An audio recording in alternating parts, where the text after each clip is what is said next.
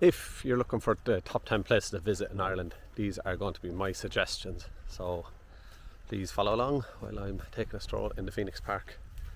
So this will be a bit different from other people's videos where they're in the places, but I'll try and throw up the pictures of me at these locations. So these are all from personal experience. So my top 10 places to visit in Ireland. We'll firstly start off with Dublin because that's where I'm based and where I am now. So I have another video up of the top 10 things to do in Dublin, but as the capital it'll probably be where you'll land first. There's a lot of the Ireland's history is concentrated in the capital, same with many other countries.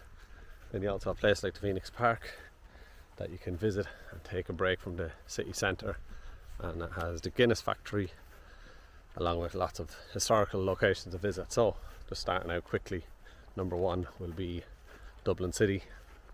Then travel up north and go to one of the island's biggest cities, and that's Belfast. So I'm going to be doing this north, south, east and west, so please don't give out in the comments. Belfast is one of the nicest cities in Ireland. Has a troubled history, but that's all or nearly all gone. But the history associated with that is very interesting. So you can do things such as the Black Cab tour, the Conflicting History tour, which will show you both sides kind of the communities. You can also go and visit the Peace Wall, the city centre, things the French Quarter. It's really nice to go out in. It's just generally a nice city, and the drive up there is quite nice. And then you can take a trip out onto the Antrim coast, going either up or down along the coastway from Larne. It's gorgeous, especially on like a day, if you got a day like this with the blue skies, it's stunning. So that'd be number two, Belfast and the Belfast coastline. Then you can make your way up to the Giant's Causeway. So that's a UNESCO World Heritage Site formed by volcanic activity. Looks very strange and unique. There's lots of tours go there, but you can drive there yourself. If you're renting a car, I would suggest doing the coastal drive up towards the Giant's Causeway. And then there's a couple of castles like Dunluce Castle and stuff. Plenty of places that were associated with the Game of Thrones, so you can go visit them. Things like the Dark Hedges. Now you could do that as part of a Game of Thrones tour, or if you're just driving, you can do it yourself. Then make your way over to Donegal, and Donegal gets its own slot. It's gorgeous, it's very untouched.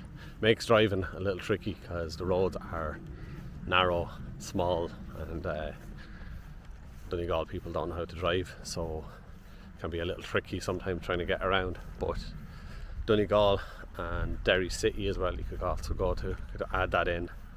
But because I already have the Giant's Causeway up there, I'll put Donegal and Derry City in at number 4. You could go over the border back and forth, quite handy if you wanted to visit Malin Heads, like the most northerly point in Ireland, and then start making your way back out. Then we'll go west and we'll go to Connemara. So Connemara come in at number 4, and that's like a region of Galway and sorry, I was getting tongue tied there, but yeah, Connemara is a section of Galway that's known as well for its outstanding natural beauty. So take a drive out from Galway City and there's a couple of different loops you could do. You can make it a short day trip, or you could spend some extended time out there and visit the area. So Galway City, and more importantly Connemara, will come in at number 4 because of just the scenery. It's kind of that scenery you see in the movies about Ireland.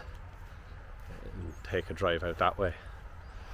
Galway City then for the nightlife, great bars, great music, lovely like small town atmosphere for one of Ireland's bigger cities. Now our cities are much smaller than most other people's, but that would come in at number 4. It's Connemara and Galway. And then staying over in the west coast, out to the Aran Islands for number 5. So the Aran Islands are part of the Gaeltacht, so the Irish speaking region of Ireland, and it's probably one of the best maintained. The people out there speak Irish on a daily basis. It has a really good tourism sector, so it's also well established, but it doesn't feel like a gimmick. It feels like you're just going out somewhere really nice that has put in the work to become a very good tourist attraction. So if you were to go out to the Aran Islands now, it's fairly rugged. You could spend a couple of days. They're small islands, but Inishmore is probably the biggest one, and that's where you'll spend the majority of your time. You could just get on a bicycle and cycle around the island, chat with locals, have great food, some drinks, really old school, old traditional Irish style of hospitality. I've only been once, but I love the Aran Islands. So I went with my brother a couple of years ago. I think it was maybe during COVID or just after, like 2021. But somewhere I'd love to go back to. So Aran Islands would come in at number 5. Then in at number 6 we'll go down, and it would be County Clare and the Burren with the Giant's Causeway, of course. Or not the Giant's Causeway, sorry, the Cliffs of Moher. So Cliffs of Moher will be on everyone's list, just because of how they look, how it's standing there. It's beautiful as well. The Burren is just rock, but it's actually the way it's formed and how it looks is very unique and draws in people as well. So County Clare, so you can make your way down from Connemara towards the County Clare and the Burren and out to the Cliffs of Moher. So you can do day trips from Galway or from Dublin as well to visit the cliffs, but if you wanted to extend your road trip or add it in, the Burren and the Cliffs of Moher in County Clare, and then villages such as Doolin are just on the doorstep, so you'll find your accommodation there. And same again, great food, great hospitality. And finally we make our way down to Kerry, and the Ring of Kerry would be next up on my list. And then next up at number 7 would be the Ring of Kerry. So make your way down to Killarney and do the Ring of Kerry drive. You could do that in a day, or you could extend it over a longer period of time, staying in B&Bs and smaller local accommodation areas. But the Ring of Kerry, like the Gap of Dunlow, if you're not there when it's raining like I was the last time, it's really nice to drive, and you can make your way to Carntool and give that an attempt to climb if you want, which is Ireland's biggest mountain. It's not really a mountain, but like 1,000 meters. Can be done in a day, up and down. So going to Kerry itself, just the west coast in particular from north to south, has unbelievable beauty, and that's why it's called the Wild Atlantic Way. But yeah, I'd go in at number 7 for the Ring of Kerry. Killarney is good for a night out, but if you wanted to actually see some stuff,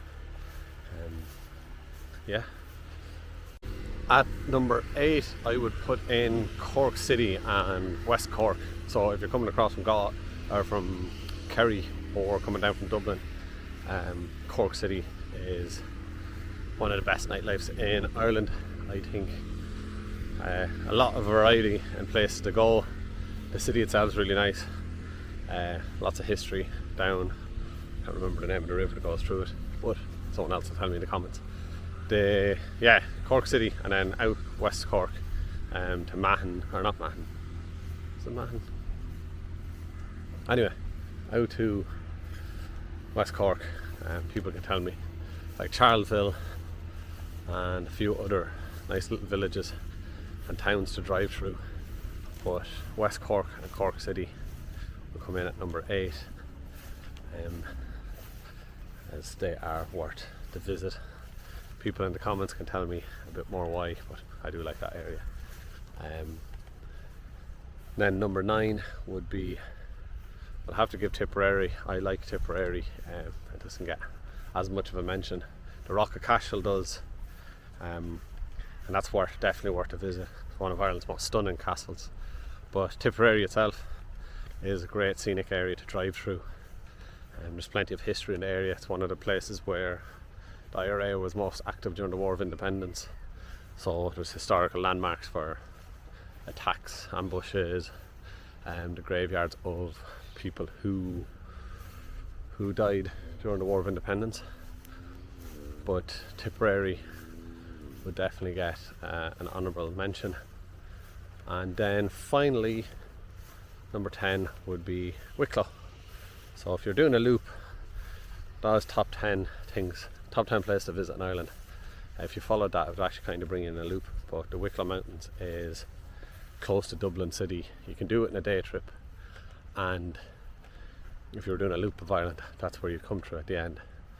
So it's like a scenic natural drive through the mountains, and plenty of walkways and places of natural beauty to visit. Also has Glendalough, which is a very popular day trip from Dublin, especially when the weather's nice, and because there's different hiking trails. Some are very hard, some very easy, and then Glendalough is a nice area, 2 lakes to have picnics. But the Wicklow Mountains, it's always nice for a place to visit and get out of the city once again. So they are I hope those might be of some good use to you. That's my top 10 places to visit in Ireland.